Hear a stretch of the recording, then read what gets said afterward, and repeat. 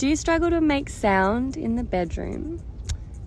Is it something that's a little bit out of your comfort zone and confronting for you? You know, making sound to sort of accent your pleasure and express where you're at.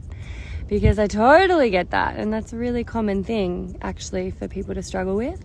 And I've chucked in the caption here all of the reasons why sound is actually so important and powerful and liberating.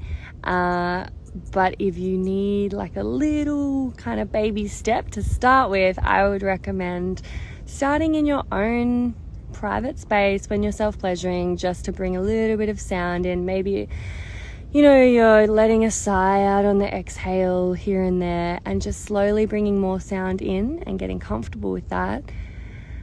And read the caption to know why this is beneficial for you and valuable, and get in touch if you need some help with it.